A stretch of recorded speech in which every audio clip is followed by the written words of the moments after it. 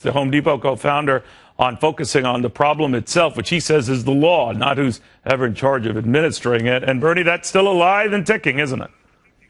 Oh, it's alive and thinking. You know, Neil, you could take the cover off a book, but the book is the same book. And we have Obamacare, and I can tell you the last few weeks I've been spending a lot of time with small business people all over the country, actually, made some speeches, talked to small business people. And I can tell you that the effects of Obamacare are out there. You don't see it, you don't hear it, but small business people are reacting. And what they're doing is very simply, number one, they're not hiring people. Number two, they're putting people on part-time. And number three, even worse than that, they're creating a situation where they could do without people. I hear this from them. They say, Bernie, don't mention my name, don't tell my name, but I will tell you that this is causing jobs in America.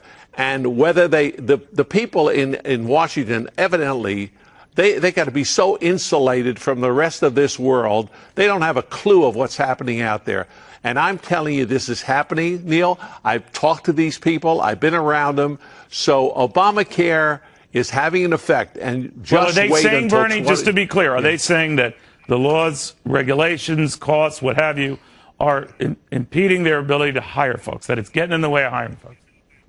No, they're actually trying to figure out how to do away with folks. In the fast food industry, or you go into restaurants today, I've seen it myself, where you have an iPad on a table. That little iPad does away with the waiter. That waiter probably is some college student that was working there trying to make money, not in the field that he went to school for. So this is going to have an effect on jobs, and it's going to continue that way. Listen, they're smart business people. They're entrepreneurs. They have to save their business. They're going to do whatever they can to do it. They're not publicizing it, but slowly but surely, jobs are disappearing and jobs are not being created in America. And I thought that's what it was all about. Do you get a sense that that sentiment might be popping up in the market downdrafts of late, or is that separate from this? This is just a needed correction or close to it, and that this other stuff is noise. Might be a worry, but it's not an immediate market worry. What do you think?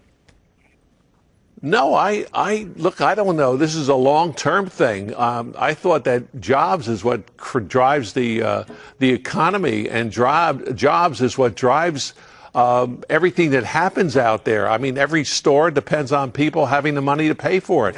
Look, we just saw today that the dollar stores are closing stores. They're doing it because people don't have the money. Many people have gotten in new insurance rates.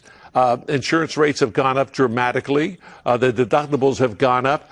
They don't have the money to spend anymore. And so you think that this is a short-term thing. It's not short-term. It's out there for a while, and it's going to hit more and more people. And I'm very worried about it. That's why Job Creator Network was started to really bring this up and to talk about the plight of small businesses in America. And we're seeing it everywhere we go. Every state I go into, I hear the same thing over and over again. Regulations are killing us. Obamacare is killing us. Taxes are killing us. The minimum wage in the food industry is going to be another job killer, and actually is going to stop the young kids who start out in their life, perhaps the first job they ever had. They're not going to find jobs in the years to come, because slowly but surely they're just trying to figure out a way that they can do without hiring people. It's not good for America, Neil. This is not a good deal. It's not good. Who's this good for? We'll watch it closely. Thank you, my friend.